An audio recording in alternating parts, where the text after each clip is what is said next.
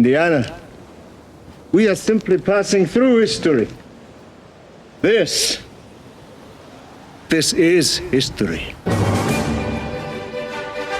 Welcome to the Young Indy Chroniclers, a podcast about the making of the show, The Young Indiana Jones Chronicles, which first aired on ABC in 1992. Kept thinking about what was Indiana Jones like as a young man. I came up with this idea of him seeing the world through the eyes of a soldier and a secret agent.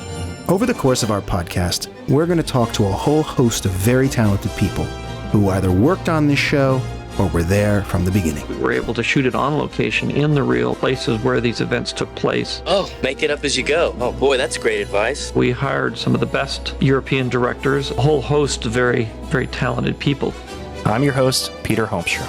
And I'm Daniel Noah, and this is the Young Indy Chroniclers. There's only one rule, Indiana. Stay alive. Welcome back to the Young Indy Chroniclers, the one and only podcast focused specifically on the Young Indiana Jones television series and franchise.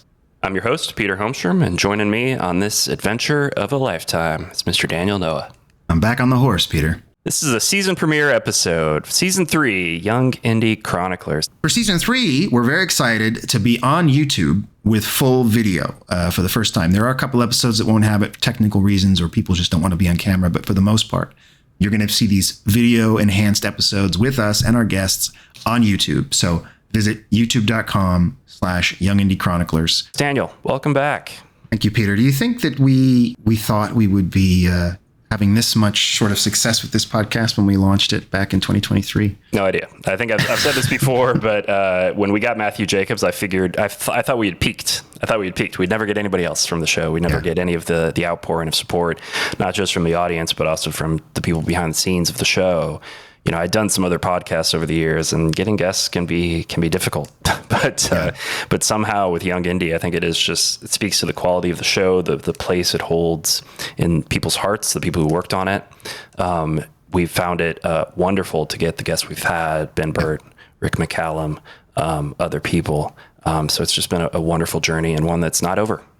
Well, I know we didn't take a whole episode like we did with the first season to sort of reflect on the guests of Season 2, but you just mentioned some, and I don't even want to single anybody out, because I think every episode we did in the second season just hit it out of the park. And I don't mean we hit it out of the park, but I just mean the guests were incredible, from Jonathan Hales, our opener, to even Jesse Alexander and David Goodman, who didn't work on the show, but which were excellent guests and had such excellent things to say about George and Lucasfilm, and then Simon Windsor. And we got several emails about that episode from we got one from Ben Burt about that episode. Like, it was a really great episode, and the way it was received and the weight it had with the letter from Schweitzer's daughter, it was such great. And then, of course, Peter McDonald, which I think helped us get Rick on the show. And if you don't know that story, listen to both episodes and see what you think. All these episodes, Gillis, Joel McNeely, the story of Young Indy that we were able to tell, the unknown stories that we didn't know. The fact that Seth MacFarlane loves the music for Young Indy, right? All these things that we sort of unearthed on this archaeological journey we've been on.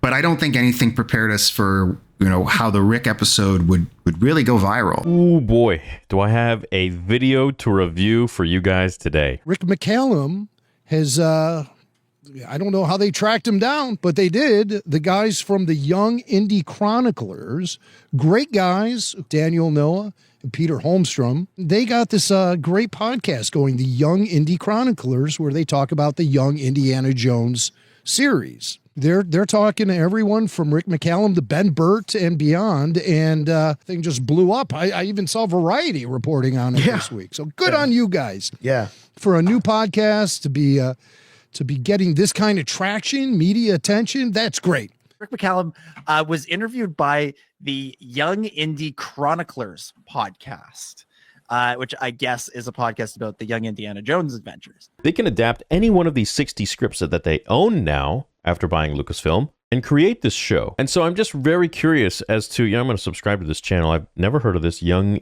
Indy Chroniclers.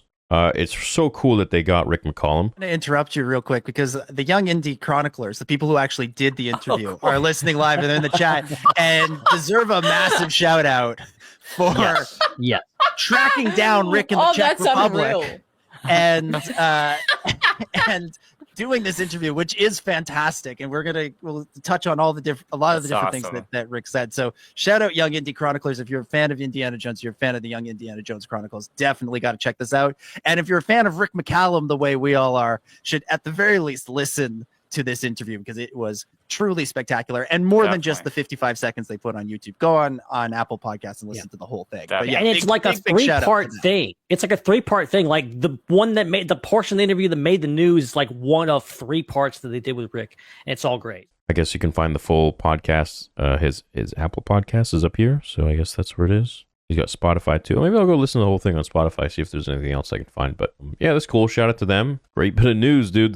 I hope this video blows up and so many people see it, because this is important. I remember when you sent it to me, or John sent it to me. Someone sent me a link to like comicbook.com, and it was like, it's hitting. And then it was like 2 weeks of just constant, links until it hit Variety. And that was crazy. And to have that happen as we were going to WonderCon. Now, World War I is a really interesting comparison compared to the Star Wars prequels, because that is a conflict where soldiers were literally being ordered to rush into machine gun fire very directly. Schweitzer talks about awareness and treating every life with the same reverence as one treats your own.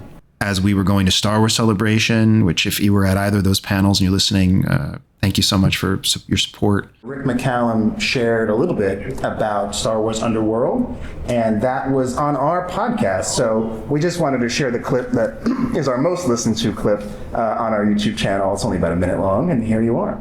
It really felt like we'd sort of broken through something, and really getting some acknowledgement, some validation from the audience and from these organizations that we were doing something of some scholarly merit and some value to sort of the fandom comic book communities that we're a part of. Yeah, it's almost hard to think of this as our season premiere, because the last few months, last half a year, I guess, has just been so busy with Young Indy content. We've done 2 convention panels. It just filled our hearts so much just to be there and have the outpouring of support for Young Indiana Jones, for Indiana Jones as a concept. And we've also been still recording lots of episodes, but also planning for the future too.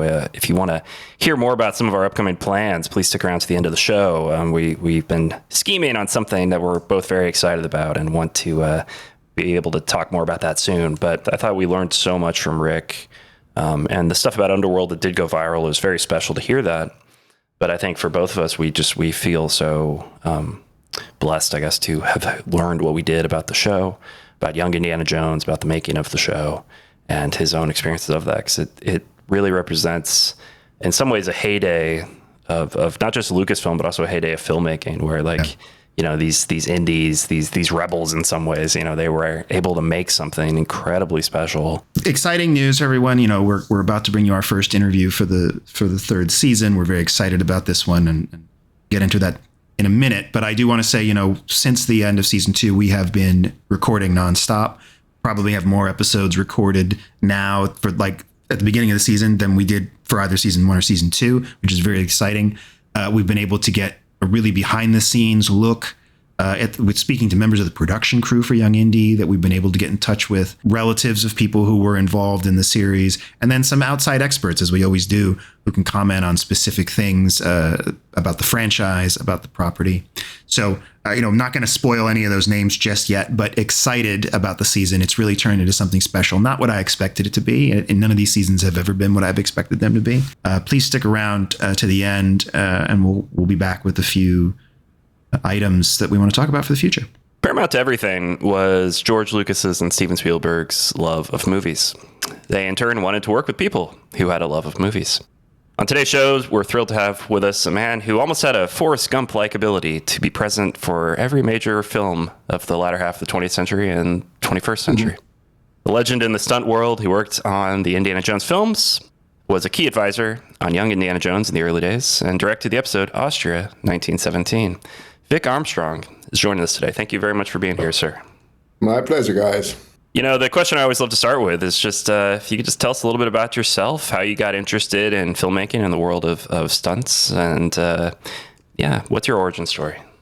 Yeah, my interest in the film business goes back a long way. When I was a young kid, 7, 8, 9 years old, there was a very famous English actor called Richard Todd, who was Disney's Robin Hood and Disney's Rob Roy, one of the highest paid actors of his time.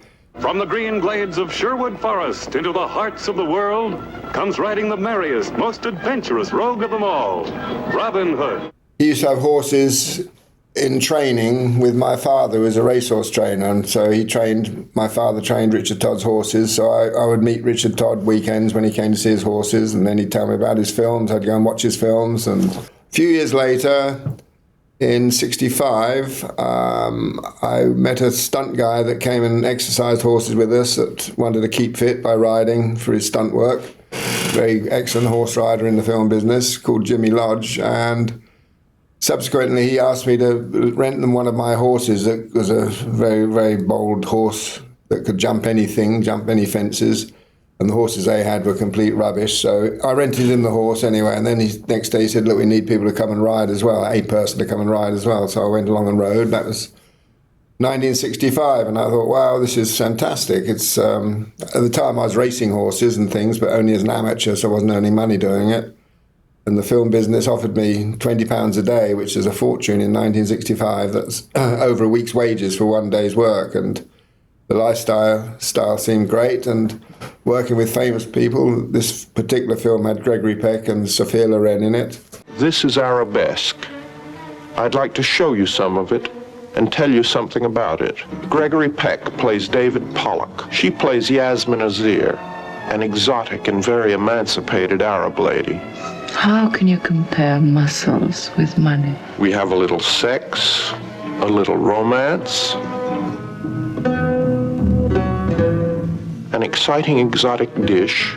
Arabesque is spiced with drama. That's what I decided I wanted to do, and there weren't many stuntmen in England, so I persevered, got an agent in London called Gabby Howard, lovely old lady, whose husband was a stuntman, and he'd got killed in the Near East in a horse fall.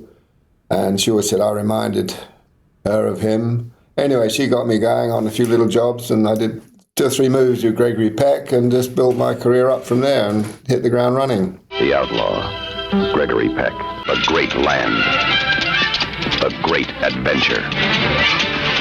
Add Billy Two Hats to the great westerns of all time. Did my first Bond in 1966, the year after I started. You only live twice. I was a ninja. Well, you certainly had an auspicious start to the Bond films, propelling down that rope into Blofeld's Volcano in 1967. It snowballed from there. Yeah, I was going to ask about You Only Live Twice, because it just almost immediately you're on one of the biggest franchises of all time right there, and you become synonymous with working on these big films.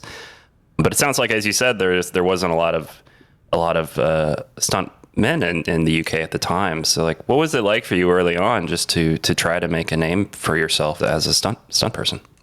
It was very tough to make a living because, as I say, there weren't many stunt people and there weren't many young ones. I was the youngest one at the time, which helped me.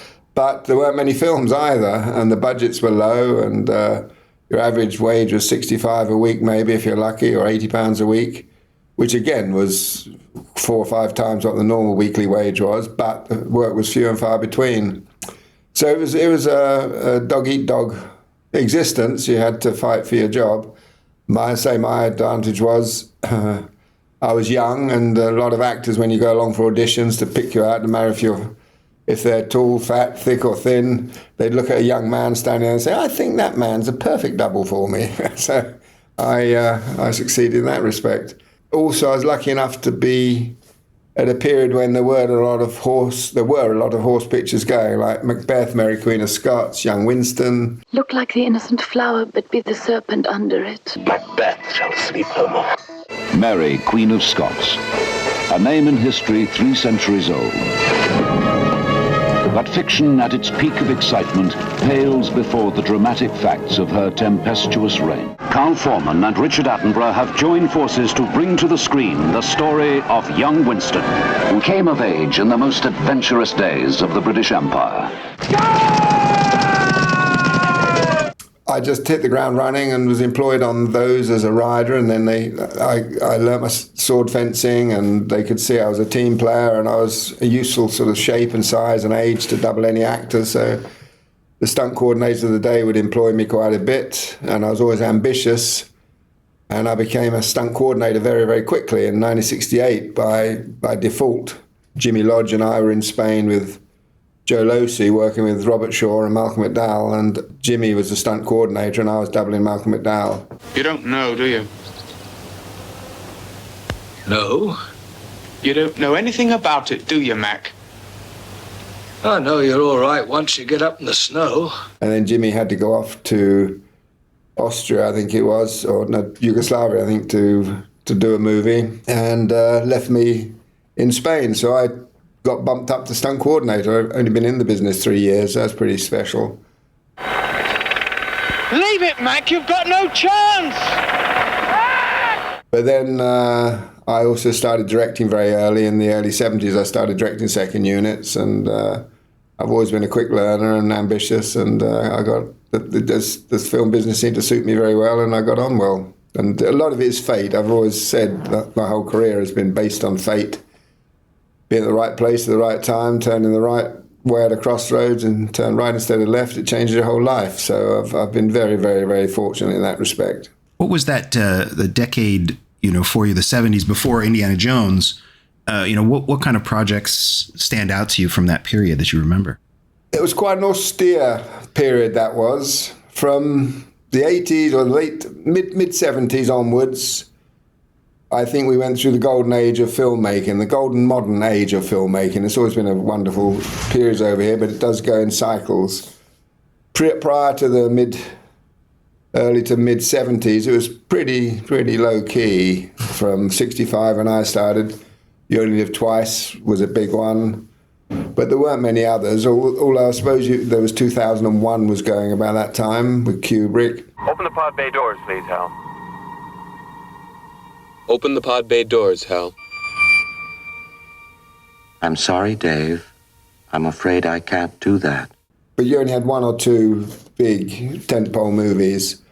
The others were little bits of TV, bits and pieces. You had a very, very hard job to earn a living. Nearly every stuntman that I knew had a second job, whether delivering newspapers or owning a newspaper store. You had to have something else to subsidise your life because you couldn't make a living out of it, which is what I decided I would. I thought, I don't see why I have to take this as a second job or as a prime job. And I worked very hard at it, and I just was very, very hungry and chased around and had little brochures made. There were contact sheets, we call them, with pictures of me and stunts I was doing and various information about me, and hand it to everybody in the studios when I went around. So I worked very hard at it, and I did help my luck, but I have been very lucky.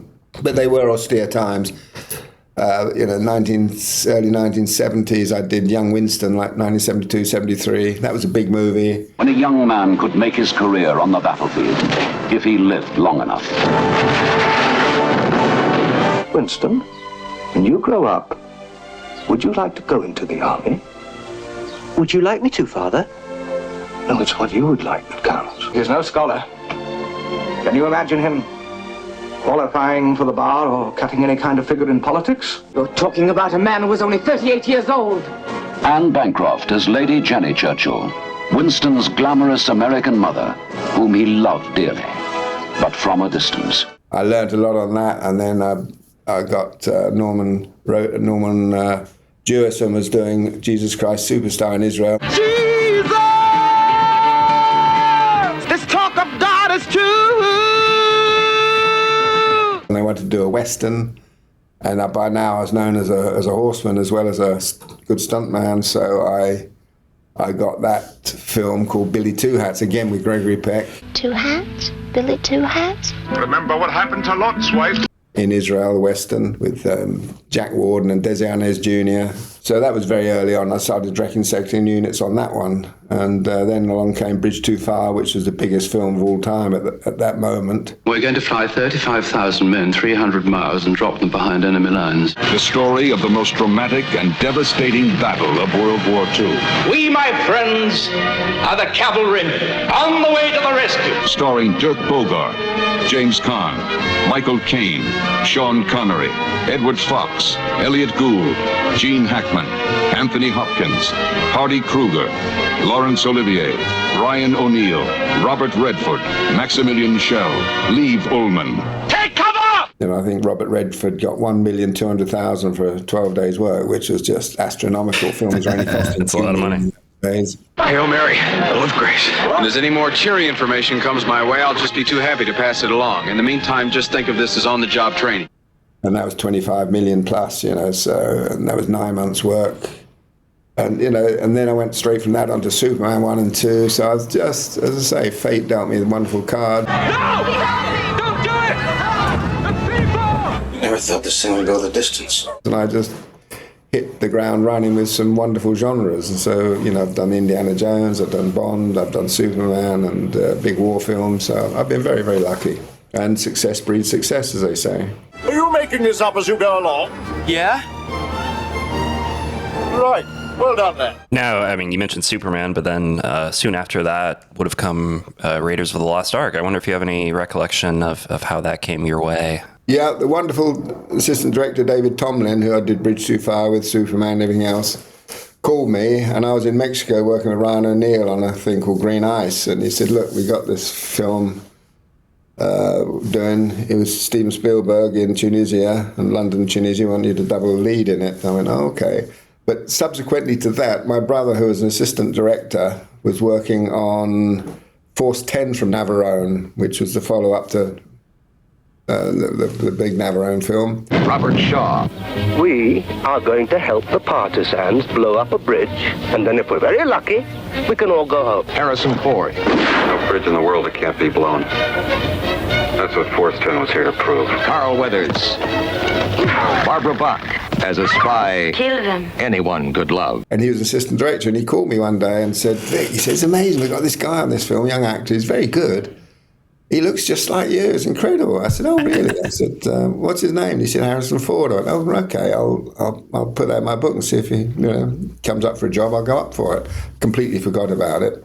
So now cut to, I'm in Mexico, and they're calling me to go out to Tunisia as soon as I get back from Mexico, which I did. I flew out there, they'd started shooting. It's a hard decision to make because these small areas are very visual. Yes, they are. But we don't have enough time to make all these location moves from one to the next. My wife had been on the film earlier. She was doubling Karen Allen, Wendy Leach. Anyway, so I flew out to Tunisia and got on the set, and at 11 o'clock in the morning, which was lunchtime, because they started at 3 or 4 in the morning to try and beat the heat and finish at 2 in the afternoon. The other stunt guy said, come on, Vic, you must be boiling. You've just arrived in all this heat. Let's go and get a quick lunch. So I walked off towards lunch, and somebody was shouting, Harrison, Harrison. I didn't take any notice, and in the end, somebody grabbed me by the shoulder and spun me around and went, oh, you're not Harrison. I said, no, I'm Vic Armstrong. Oh, what are you doing here? And I said, I'm a stuntman. And he said, oh, Dave Tomlin, look, this guy looks just like Harrison. So David said, yeah, well, this is the guy I've been telling you about. He's been coming, but he's been busy in another film until yesterday. So, and that was my first introduction to Steven Spielberg. Oh, wow, that was Steven. For Raiders, I had 3 of the greatest stuntmen in history. I had Glenn Randall, Terry Leonard, then I had Vic Armstrong, who did most of Harrison's doubling because he looked so much like Harrison. The audience wouldn't know. Yeah, Steven called in Harrison, yeah. Do you remember your first sequence in Raiders of the Lost Ark? What was the first stunt you did on the film? I was thrown in to be the stunt coordinator. I arrived one day, and the next morning I was up at 3 and off to the location. I was taking over the first unit because Peter Diamond, who was the official stunt coordinator on Raiders, was off, started to do the truck chase with Mickey Moore.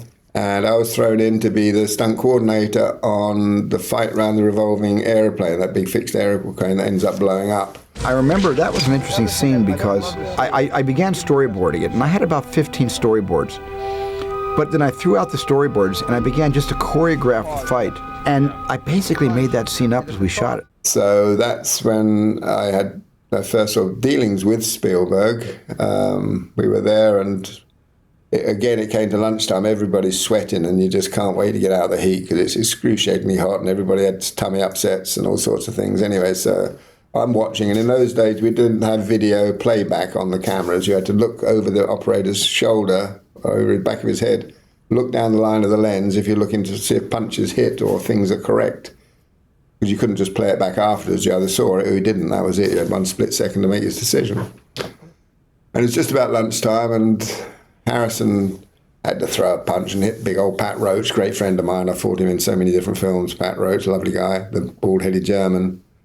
And he threw a punch and bang. I don't even know who threw it at who, but anyway, Spielberg said, that was great, guys. Okay, let's go get some lunch. And I went, oh, excuse me, Mr. Spielberg. He went, oh, who are you again?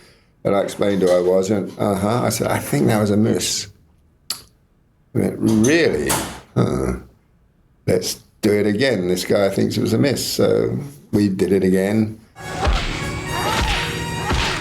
And he turned to me and said, now what about that one? And I said, that was a hit, I think so. Yeah, great. And he was a little bit sarcastic. But anyway, so a week later, because by then the day shooting on film, the film had to go back to England or America, wherever it was processed, and then be seen by the editors and the studio, and the sent back to us in Tunisia. So we're all sitting in the lobby of the hotel with a screen up, watching dailies just on armchairs because there was no viewing theatre. And I'm sitting right at the back hiding, and we're watching dailies of everything we shot that week. And this sequence came up, and the shot came through. Stephen had printed it, and the shot came up, and it was obviously a miss when you see it on the screen. And he turned to me and said, good call, Vic. And I couldn't do anything wrong after that, so their heart could sort of stop fluttering. But no, he's wonderful to work with, Stephen. He's such an artist, and that's where I met with Harrison, and we just buddied up. I had total confidence in the stunt guys, and they thought through what was safe and what was not, both for themselves and for me. So it was just another day at the office for me. And we had the same sort of sense of humor and work ethic and looks, and that was it. But it's just a low-budget movie in those days. Extremely hard work, extremely rough conditions, and it was just another movie down the line, We have top men working on it right now. Who? Top men. I was going to ask, did you have any sense that it would become a franchise? I mean, you're working on this film. None whatsoever. It was just, oh my God, I can't wait for it to finish, get out of this heat and get on to the next job, No, in those days, I literally worked, I'd leave one film on a Friday night and start another on Saturday morning, and we just went from job to job to job to job. I was just a workaholic, and that was a tough film. It was fun, and it was it had a great vibe to it, but it's hard work, and very fast shooting. Stephen wanted to prove he could make a movie for the budget that's not go over schedule, and but he had no idea it was going to be what it turned out to be. It was actually, that was the bench line for all action movies from that day onwards. Quite honestly, everybody's film was judged against that, not only for the action that was in it, but the creativeness, the way it was shot, just the whole characterization of it all. That started, just spawned the action movies as we know them today. First of all, guess who else is here? You're dead right, Solo. What? Secondly, she's got herself a partner. Richard Chamberlain is Alan Quartermain in King Solomon's Mines. Take the high road to danger. Now, or wring your scrawny little neck. Go on, do it! Do it, do it, do it! Take the high road to romance. Tom Selleck and Bess Armstrong in High Road to China. So I'm very, very pleased and grateful that Wendy and I had lunch with Kathy Kennedy and Frank Marshall when I was last in LA. And we all four of us said, you know what, we're so privileged. We've worked through what we consider to be the golden age of British modern cinema. The films we've worked on from the early, just before the 80s, through to the late 90s, 2000s. Before then, VFX started warping things. It's always been VFX, but it started sort of overcoming them and taking a lot of the realism away. So it's just a very, very slight thing, but it made an awful lot of difference. So I do think we had the golden era. So we're very proud of that, all of us. I wonder if you had any thoughts about, like, just, looking at your IMDb page here, in a very short period of time, you're working on things like Superman, Flash Gordon, Dragon Slayer, Blade Runner, of course, Raiders of the Lost Ark. I wonder if you had any thoughts about, like, the way that the industry really shifted to more of this kind of big genre affair in the late 70s, Star Wars being a big progenitor of this, but, like, compared to your early films, which are a little more, Bond movies aside, they are a little more grounded. They're a little more like, let's talk about real life kind of things. And I wonder if you had any thought about that. Yeah, I think it's cycles. It goes in 10-year cycles, the film business, and it's going through another cycle at the moment. The DC comics are changing somewhat, although Superman's done well. But it goes in cycles. It goes with fashion, and it goes just with modernization and moving on to the future. You know, I did lots of little films like The People That Time Forgot, Land That Time Forgot with old Doug McClure and those little movies. But every movie you do is just as important as a big movie, whether it's Superman or it's People That Time Forgot. You do exactly the same amount of work. You take exactly the same risks. More often than not, you earn the same money, except on the big movies, you earn it for a longer period of time. But you try and use the same brains to come up with original stunts and things like that, which comes harder and harder. The style of shooting changes because of the equipment you're using. You can do things so differently now than you could in those days. I've got cameras as big as a cigarette packet box, and you know they're IMAX quality, and you've got the Ukraine arms and things like that you can do amazing things with car chases with, and it's digital. You know, it's you can shoot and shoot and shoot and shoot with a digital camera, not having to stop and reload in the middle of it, and everything combines to make it different. Same as clothes have changed, cars have changed. You know, you look at people driving the old Austin 7s and Morris Minors, and nowadays people drive little Ford Kias that are faster than the fastest car in the 50s. You know, the big old V8s. So everything changes, and it's just part of progression. You know. Did you meet George on Raiders, or was that, you know, was he not on location with you? I did. It was very funny. I'll never forget the first time putting eyes on George Lucas was that same day I got there, the very first day I got there. I was watching shooting because I'm a great observer. I love to see how people shoot and what they do and what the style of the set is and what the protocols are. And it was a sequence where a motorcycle convoy drives up, or a motorcycle's ahead of a convoy of German vehicles that pull up at the tented village, and Stephen was shooting his stuff with a couple of cameras, and he gave another camera to this guy on the side, and he said, look, when the motorcycle comes up, I want to end up looking through the spokes of the wheel, da-da-da-da.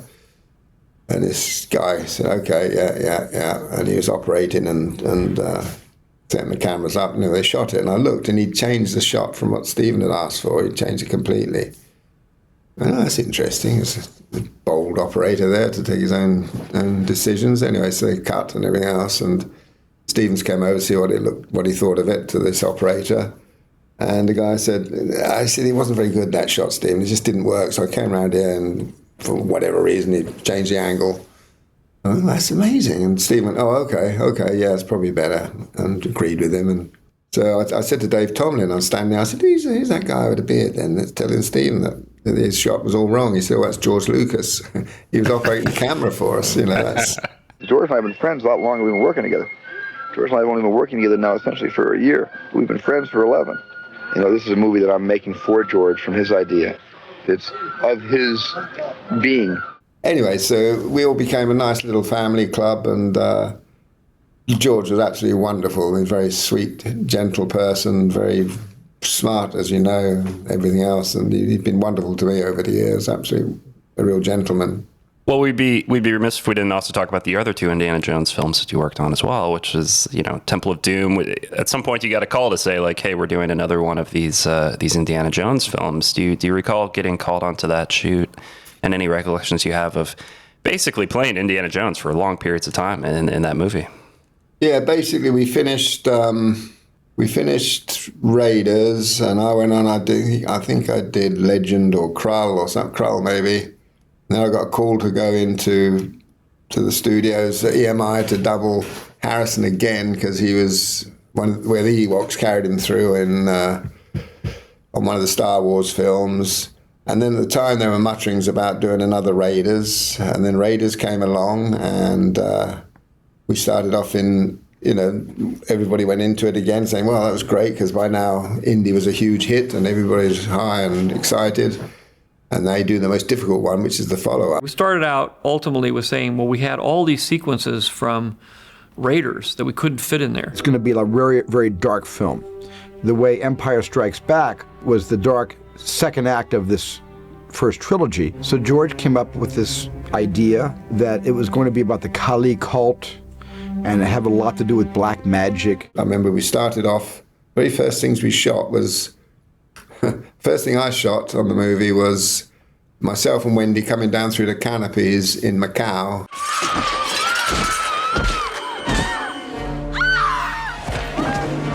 Out of the Obi nightclub, where they jumped out and rolled the gong and jumped out of the nightclub and they bounced through the canopies into a car.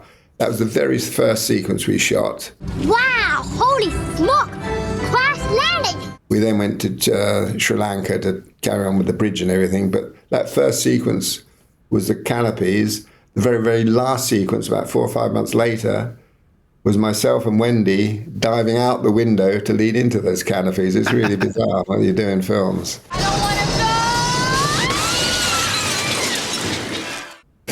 I did that shot, and that was 10:30 at night. I went home and I got a 7 o'clock car in the morning, flew out to Mexico City to do Dune. I'm sorry, Gurney. Not sorry enough. Oh, wow. Literally for another few months. But anyway, so yes, we started on out there and then went in, then we got to Sri Lanka and we did all the bridge stuff. And by now, you know, we're starting to know what we're doing a bit, character-wise and clothes-wise and action-wise, stylization. Head for the bridge! Go! I know this is a story that's been told many times, but I believe on Temple of Doom, when Harrison was injured, you sort of took over the role for an extended period of time. How did that go for you? Yeah, I turned up one Monday morning and we were rehearsing a fight on the stone crusher with Pat Roach, my old mate. He gets crushed to death. He's the big Arab fella in the stone crusher. And I said, "What time's Harrison?" They said, "No, he's in America." I went, "Oh my gosh, what?" And he said, "Oh, his back's played him up and he's gone back to have this revolutionary injections into his spine because he had a bad back for years." And we both got bad backs. I've hurt my back. We're the same shape and size, and your back's one of the things. Your back and your neck is one of the things that takes a lot of the pounding. And that's why we look so similar when we run, because we both got the same ailments. Anyway, he'd gone back to get this treatment in America, and Stephen said, "Well, I'll shoot on Vic as long as I can." So it was all the stuff in the caves with the kids when they're releasing the kids and doing the whips across from catwalk to catwalk, then jumping down, sliding down into the mine car and all the mine car chase. So we did all that while Harrison was away for a few weeks, and then he came back and we picked him up and we shot all the fight on the conveyor belt. Pat throwing me into the mine car and then on the conveyor belt fighting. Then Harrison came back and we stuck his close-ups in and not only his close-ups but his action as well, because he's tough. He's a tough dude. He's toughed it out, and although he was in pain, he carried on and did all his action. And that's how we got over it. Years later, I was talking to some company, some insurance company, and I was directing a film. That's right, and they were going to insure the film, which you always have insurance, obviously. No, hi, I'm Vic Armstrong, and they said, "Oh, we know who you are." I said, "Really?" And they said, "Yeah, you saved our butts. We were going to have to shut down for weeks if you hadn't have been there and kept the film shooting." So I went, "Oh, great!" They never gave me more money for it. Because this was supposed to be a different kind of movie than the first one, it was supposed to be a scary movie and more of a horror film. We were really surprised, and I think the reaction of the critics was somewhat harsh. By then they were starting to talk about maybe a third one. By then I'd retired from stunts. I was sort of giving it up anyway because I was directing so much and coordinating so much. I didn't have time to be in front of the camera, and you can't do both jobs really as a stunt double. So I did Temple of Doom, and then I'd sort of stopped doing it and just carried on directing and coordinating. And then 3 came up, Indiana 3, and The Last Crusade. So I thought, well, I want to finish the trilogy, because when you're making 3, I want to finish the trilogy. By now I was really proud of the first 2. And the third one was wonderful because it was in Spain. I love Spain. I love horses, and we had Spanish horses on it, and I had a house in Spain down near Almeria. I wanted to find somewhere that was workable, good infrastructure and the rest of it, and Spain, of course, has it. Almeria in Spain, some moons ago in the days of the spaghetti westerns and everything, was a huge filmmaking centre. I did a western down there in the late 60s. That was really labour of love, that film, for me. The clothes fitted mentally as well as physically, and we all knew what we were doing, and it was just great fun. So I was really proud to have done the trilogy, as I thought, and no others. So I came out of time. It took 3 months to get fit again to do that, because you've got to be extremely fit to do that job. You're running, fighting, jumping, and You get a pound in, so your body's got to be in decent shape to get through it. Plus, I was coordinating as well and training the horses. And, in those days, we used to do everything on the set. Nowadays, you get one person trains the horses, one person trains the actors, one person doubles, just one person where I double everybody. And another one's in the offices. It's quite different to what it is nowadays, but it was a great grounding for me. It gives you the great knowledge of the complete scenario of making movies. You call this archaeology? Get out of there, Dan! Soon after Last Crusade, rumblings began of bringing Indiana Jones to television. I wonder, when did you first learn that Indiana Jones was coming to TV, and what were some of those early roles that you had in the production? Yeah, there were lots of talk about Young Indy coming, and I tried to get on it as the stunt coordinator. They didn't have the money in those days. It wasn't flush with money, and I was doing a lot of big movies, and I was getting big money, and the money wasn't right. It was a mutual agreement. It just wasn't right. But I met Rick McCallum on it, and George, and I'd done Radio Land's Murders for George and everything else. So we're great buddies. But it wasn't working out. Then went off to America. I was doing Universal Soldier. The army of the future. Almost human. Almost perfect. Almost under control. GR-13, ceasefire! I was offered Terminator 2, which I couldn't do because some other film. So I turned that down, and then I ended up doing Universal Soldier. And while I was doing Universal Soldier, I got a call from Rick McCallum saying, look, George is in Los Angeles. He lives in San Francisco. He's in Los Angeles, and he was in the same studios as I was, and they're re-editing the footage of Old Gringo, because there's a sequence in the opening sequence of Movie of the Week of Young Indy where Young Indy gets entangled with Pancho Villa and the bandits, and there's a train crash and explosion in the Puebla. Indy! What? Crossing has been hit! Race ahead, come on! Throw the switch!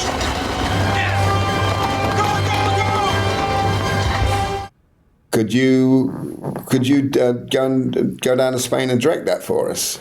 The chase sequence with Pancho Villa, and putting Young Indy into that chase sequence down in Spain in Almeria. I said, yeah, I'd take a couple of weeks off this show and prep for it. This year I've been Universal Soldier. So I'd meet George 2-3 times a week in the studios. He'd come to the studios, had offices there, and he had Edit Droid in those days. It wasn't the Avid editing system. It was digital, but it was big laser discs called Edit Droid, and you put these big laser discs in, and you pull out the stuff you want, take that disc out, get another one, and so on. Now, the Edit Droid was an early non-linear editing system. It got its greatest use on Young Indiana Jones, the most successful use of the Edit Droid, and it was a pioneering effort in many ways, which led to the methodology of how the prequels of Star Wars was put together later.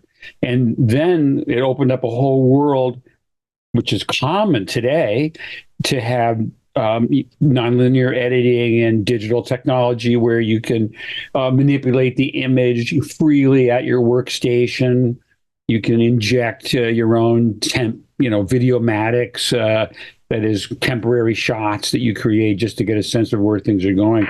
Anyway, he got the footage of Old Gringo, and he bought it because it wasn't a very successful film. It had Jane Fonda and Gregory Peck in it, cowboy film, but there's a huge train crash and explosion in it. So we took this footage, re-edited it, decided where I'd put Young Indy in it, and then I was doing that during the week, still prepping Universal Soldier, and then I managed to get all my prep done, and I took a couple of weeks off and flew down to Spain. Met I met Rick McCallum down there, and we got an old truck and put the chains on it as though it's the flatbed of a railway carriage, and we had Young Indy galloping alongside of it, and I was just editing shots to go into the shots that we'd taken from Old Gringo and put them in, and then we did a big explosion in our Puebla and everything else. It looks fantastic. It marries together like it's all one movie. Stay clear of the door once it's been a couple! But Jose can't switch the track! So go on! I've Morning, Jenna. Well, while I was doing that, the story is that Young Indy fancies one of these lovely young American girls in this little town, that the Mexicans come in and rob the town, and they steal a dress out the shop window. And the Mexican gallops off with the dress. Indy, being the heroic man that he is, young man, wanted to show off in front, not show off, but wanted to help this girl he had a crush on. He chases off after the Mexicans, so there's a big chase through the arroyos of El Maria, which I knew very well because I had a farm near there. And I've always been a great fan of David Lean and big screen movies, and although this was a TV show, I still looked at it as a movie, great movie set. And so I had big, high, wide shots of these little figures thundering up through the arroyos and everything else, and did some great tracking shots in front of them with Young Indy. And then one day Rick McCallum came to me, and we worked really hard. We had at 5 a.m. till it was well gone dark. We do extended days nearly every day. It was a tough old shoot. Rick came to me and said, "Look, George had Steven Spielberg earmarked to direct one of these episodes, Austria 1917, but he can't do it. I don't know, he's doing Schindler's List or doing something. He was editing something. He can't do it." And George said, "Would you like to do it?" And I said, "No, you're going to have to give me 2 seconds to think about this." I said, "Of course I would." So that was done on a handshake. And funny enough, I got a contract from George, handwritten contract. It was very, very funny. It's on my wall in my gym, saying, "Yes, I'd like to do Austria 1917. I love you and Rick McCallum." Or, "No, I don't want to do Austria 1917. I hate you and Rick McCallum. Never call me again." Yeah, 2 boxes. There's a sense of humour, just wonderful people. The sewer was a really wonderful idea. What an incredible new smell you've discovered. So I agreed to do that. Anyway, I did that movie of the week for 2 weeks. Agreed to do Young Indy, flew back to America. I literally flew back. I didn't get a chance to come to England even. I'd been in America for like nearly 6 months. Flew back to London, saw Wendy in London for 10 minutes while we were in the airport. Got a plane back to LA, got another plane to Phoenix, Arizona, got a car in Phoenix, Arizona, and drove up and started night work on Universal Soldier. Wow. So that's the sort of lifestyle I was living at the time. So it's pretty hard work. Then I finished Universal Soldier and I went straight on to the opening sequence of Terminator 2 because they wanted the future wars and all that after they'd wrapped shooting. The computer which controlled the machines, Skynet, sent 2 Terminators back through time. Their mission, to destroy the leader of the human resistance, John Connor. I did get to work on Terminator 2 with Cameron eventually. Finished that, then flew out to... Then I came back to England. I came back to England, did some stuff, and then they started pre-production on Young Indy, and I had a free rein on that. I got the lovely Christopher Lee and Jennifer Earle, a wonderful actress who was in The King's Speech and everything else. It's the failure of diplomacy that's got us into this mess. Your Imperial Majesty has strong views.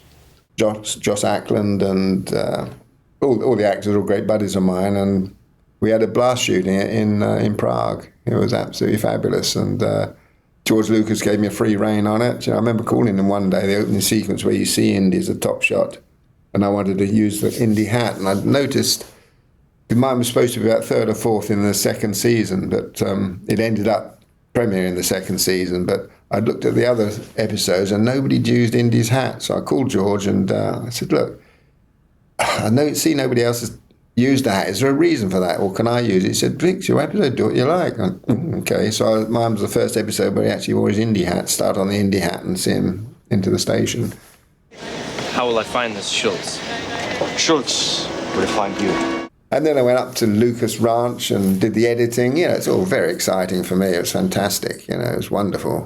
He was just an absolute king, George Lucas. He was treated me so well and so politely, and I learned such a lot working with them. Him, Spielberg, Harrison. It was an absolute magical period of my life, and I learned an awful lot on it, and I really had great fun. I still hold the record on my Young Indy. I think I had 72 setups in a day. George used to brag to everybody if the directors were slipping behind doing 20, 30 episodes. I had a guy and I did 70 odd episode setups. You're going to get them. So he's using me as a lever. But he was absolutely wonderful, and it was a really, really good episode. I love it. I'm very proud of it. You know, you had to work within certain parameters. I think you had 3 visual effects shots in it, and because it was supposed to be Vienna, and we shot it in Prague, I could have the big old wheel in Vienna and a train going across the bridge and one other thing, I forget what it was now. But it was great, and it was a good learning curve because you can't screw up. You know, you're working with professionals, and all the other directors are really hotshot professionals, so it makes you learn your craft and do your homework, do your shot lists and hit the ground running. And they even took my AD off me one day and gave it to Simon Windsor, who's doing the next episode, and he gave me a guy from Prague that hardly spoke any English as my AD. So, you know, you have to accept all these little hiccups and carry on and get the job done, you know. But there's a lot of stunt work in that episode. It's a kind of an action-heavy episode. What do you recall about sort of planning that out, and how did it differ, perhaps, from doing, you know, stunt coordinating on a big film? That was a good thing. I always found exactly the same, because whenever I do coordinating stunts on a film, I try and tie the stunts in for the film. You know, it's not stunts for stunt's sake. A lot of guys in the old days, you know, beef up a stunt. You know, the script might call for somebody cycling down the road and get somebody open the car door and knock him off his bike. But somebody get hold of it, yeah, but maybe if he did that and he swerved around a car door and there's a semi-truck coming towards him, a gasoline truck, and it swerved into the petrol station, there's an explosion and blah, blah, blah. You know, that's not what you want. All you want to do is this guy get knocked off his bike on the curb. And that's the essence of that, is that you tie your action into the story. And ours was a great story. Frank Darabont wrote it, which was amazing, you know, it's before he directed or anything. Too bad nations don't have grown-ups to settle their disputes. When Zita and I married, we planned for a quiet, uneventful life at the royal court. Shame, really. I would have enjoyed a quiet, uneventful life. I'll never forget, I was meeting him in LA because I was still finishing Universal Soldier. I used to meet Frank and talk about casting and things, and he said to me one day, "Oh, Vic, if you got Christopher Lee on it, could you get me an autograph?" This is Frank Darabont. My God, you know, he's one of the most successful writers has been afterwards. I remember when I asked Steve for the rights to Shawshank, and he agreed, said, "Sure, go ahead, see what you can do." I didn't feel ready to write that script yet. I mean, at that point in my career, I was doing like punch-ups and like revisions on Joel Silver action movies. You know? I didn't know that I quite had the confidence yet to attack something that character-driven, you know. So working on Young Indiana Jones gave me the opportunity. I was one of 7 writers on that. We were George's 7 Wars, and that was a lot of character-driven stuff, you know. So working on that series, once we wrapped that whole experience, okay, now I feel ready to sit down and write Shawshank. So I called my agent. I said, don't bother calling me for the next 8 weeks unless I'm writing somebody that's back here, and I don't want to hear from Phil Silver or anybody. And I sat down and I wrote that script. So that was a great learning experience as a writer to do, what was it, 2 seasons, 3 seasons? 3 seasons, yeah. Yeah, that got me primed to do that. So 5 years after Steve gave me the rights, I sent him a script, and he read it and really liked it, and then I got to go read it, which was really cool.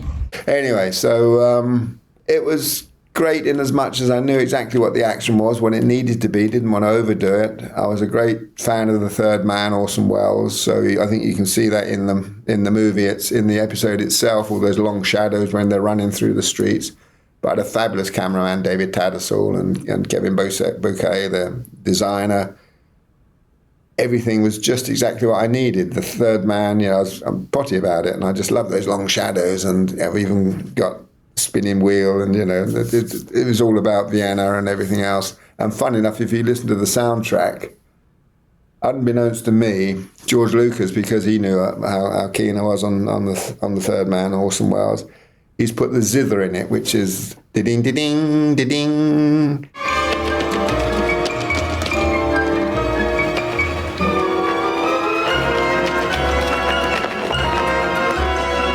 Ding ding ding, which is the theme of The Third Man. He'd put that in, just hidden away in the soundtrack. So it was wonderful, absolute glorious time, and it worked like clockwork. You know, we finished well on time, and it was a big thing. I had one day when I had the 72 setups, it was an extended day, I have to admit, but I had 2 train crossings at 2 different train stations in fog, and you've got to be as lucky as a lottery winner to get fog on the day you need fog and have it stay all day, not be there in the morning, then go in the afternoon, and you're trying to put smoke in and wind's blowing the smoke away. I had fog all day for both of them. It was just phenomenal.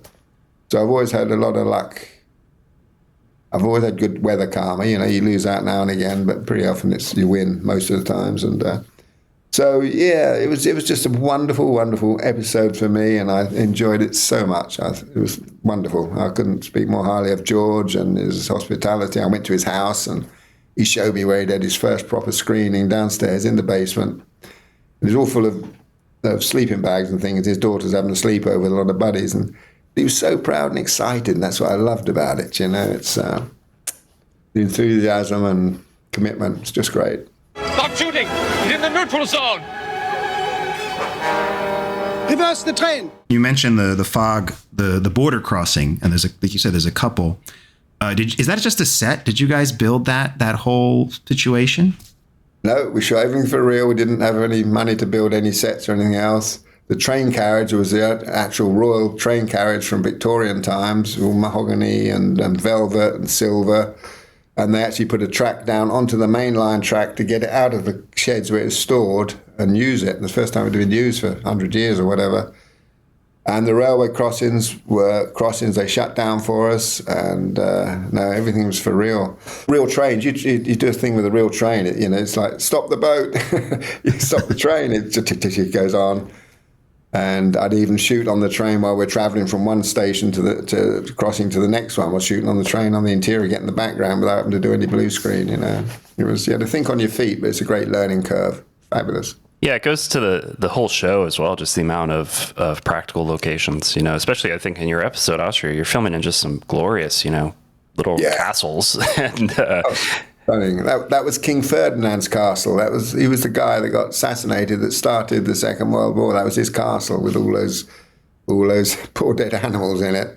But I never forget, I was in Prague looking for a big room. I guess it was to use as the offices or something. The opening move of the movie. Anyway, we're walking up this staircase, and I kept looking at the stairs. They were very wide, very shallow, only 2.5 inch deep steps and very wide. And I had a funny feeling about it. So we walk up to the top, and it's a ballroom. I went, wow, this is great. I said, yeah, this will do. Or no, it didn't do. That's right, we didn't use that one. But I was fascinated by this great ballroom up there with this huge, strange staircase. And I said to the location guys, we're walking out, I said, what's with these stairs? I haven't seen stairs like this before. He said, He said, up there, it was like the Spanish riding school in Vienna, where they had the Lipizzaners and everything else. That was an indoor riding arena upstairs in this huge building. And the steps are made like that so horses could walk up and down the steps at ease without stumbling and things. Big, wide, narrow and shallow steps, yeah. Not a lot of people know that. But yeah, it's fascinating. It was glorious. The locations were stunning, you know. And I couldn't shoot on the Charles Bridge because they were doing something else on that, because that's spectacular as well, the Charles Bridge with all the statues on it and things. But no, I went to some great castles and great locations and great weather, and that was just magic. Wonderful time. For me, it was great fun. My daughter was on it. She was 5. She played the Princess of Austria. You've broken it! Stop this nonsense right now. If you made an effort to share your toys instead of fighting over them, nobody would have broken it and you could have both played. Instead, each of you ends up with nothing. Am I right? Yes, Mum. My nephew Jesse, who's now directing, he's directing Antonio Banderas in Bulgaria at the moment. He's now directing. He was 16. I got him directing some second unit for me. And it's a big family affair, so it's got great fond memories in the Armstrong household. Let's get one thing straight. We're not here on holiday. This is damn serious business. I don't think we need you to tell us that. I think you do. What was your perception of working with Sean Patrick Flanery, starred as Young Indy? What was your thoughts about him? Sean was great, very enthusiastic, and a big ask, that's a huge responsibility on his shoulders, He had the little kid, I suppose, the little younger one to give him a bit of respite, but having worked with River, Phoenix and such, seeing what he not went through, but see who he was and what is expected of him, and then seeing Sean, he was terrific. We taught him to ride, and that's why it's so good. My opening sequence is him on the horse galloping right behind the insert car and stuff. And he was terrific, great lad, very enthusiastic, terrific. And funny enough, he's a really red-hot driver. I found out years to come there's some competition and TV competition about actors driving and things. And this guy, he's red-hot. He'd have been a professional driver. I don't think he was old enough to drive when we did those Young Indy movies. But no, he's a great kid, great lad, and always on time, did his work. It was wonderful. That letter is worthless. I have a feeling this one isn't. You alluded there to how you taught him to ride a horse. We'd heard that you had done kind of a training school, I guess, for Sean and for other people in the early days of Young Indy. Was that right, or was this just kind of in conjunction with your additional photography for the first episode? It was only when I went down to do the shoot in Spain that I got them into it. I knew all the Spanish stuntmen and stunt horses and got them going on it, but it wasn't until I got down there, because that was a last-minute thing to get me down there, because they were realising they're not going to get the movie the week done without that footage, and I had nobody to shoot the footage because the other director, what's his name, Carl? Carl Schultz. Carl Schultz, Carl Schultz, yeah.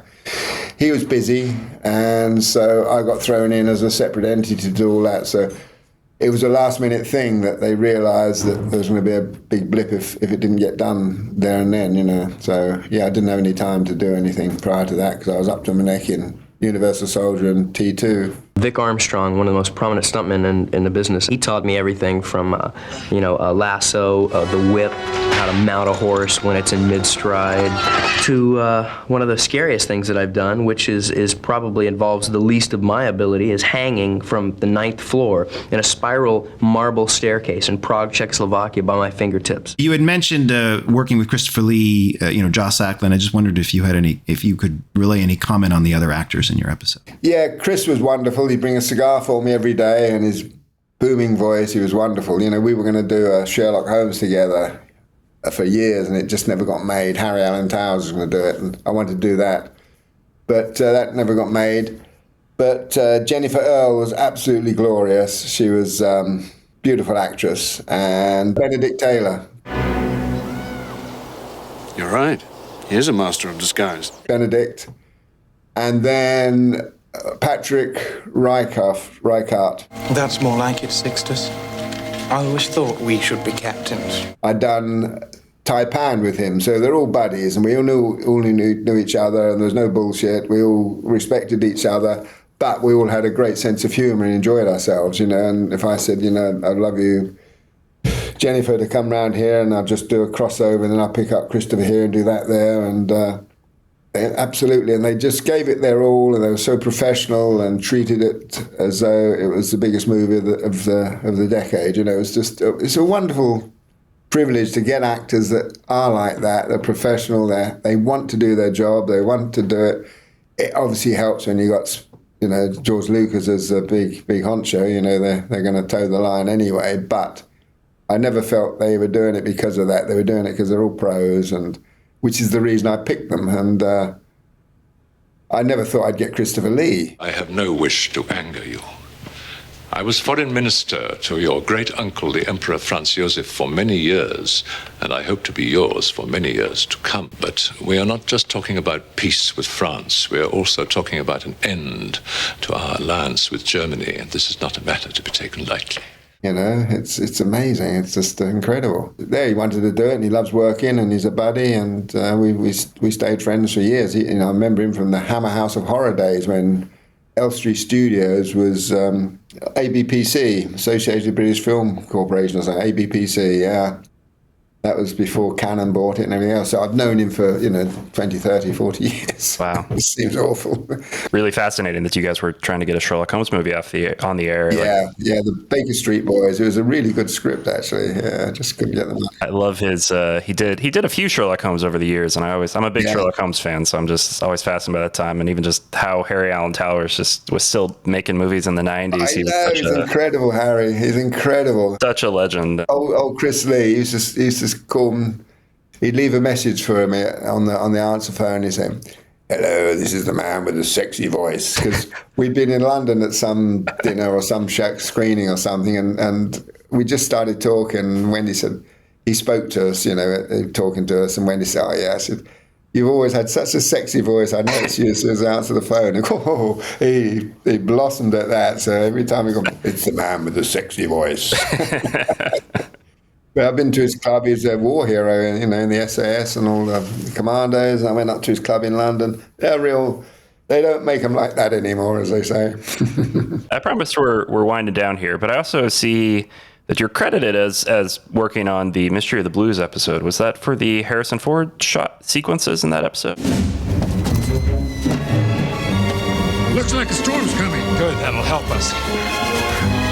It was funny you pick up on that. Yeah, I was, what did I do? I was directing a movie in LA called Joshua Tree. Came out as the Army of One with George Segal and Dolph Lundgren. Welcome to Joshua Tree, a nice, quiet place in the sun. Why do you want to die? You want to know what happened then?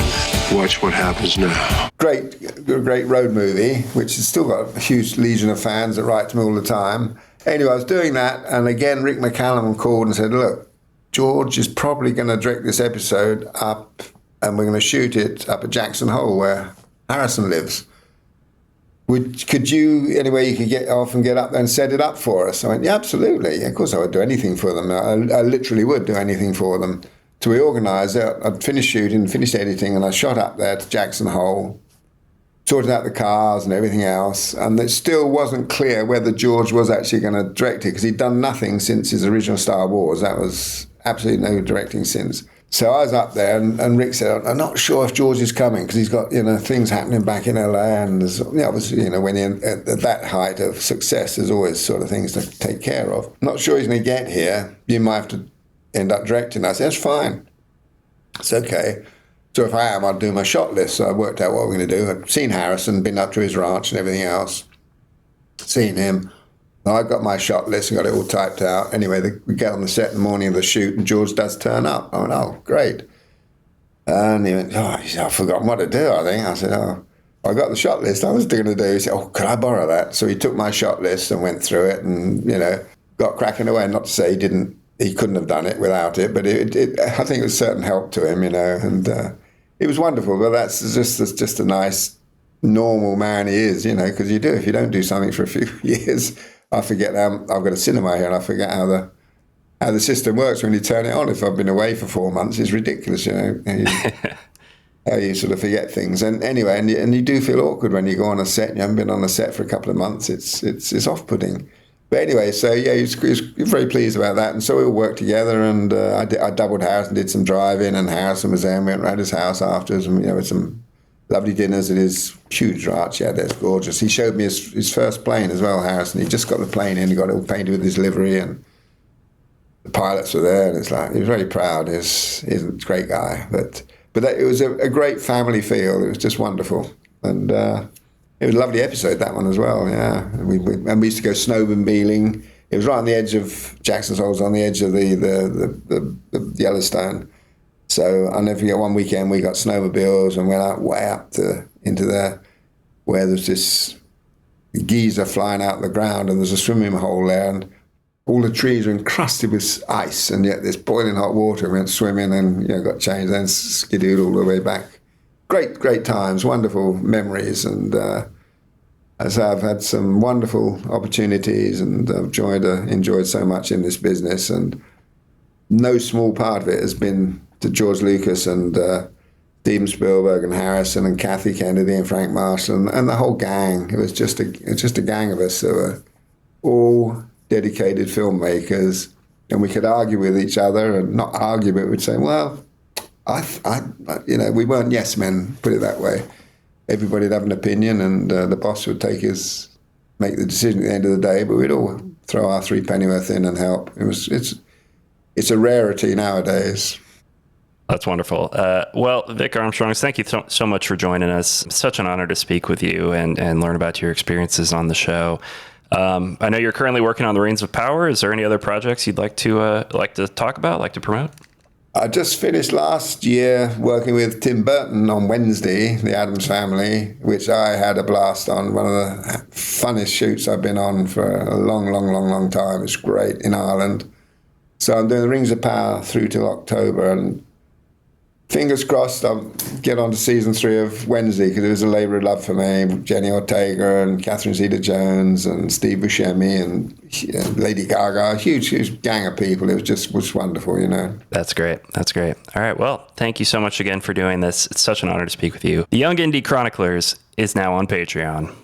Now that we're back for season 3, we really do want to sort of re-explain and reintroduce our Patreon. We have a couple of tiers on there with different levels of access. Every Patreon member at the low tier gets access to behind the scenes content, exclusive episodes, snippets.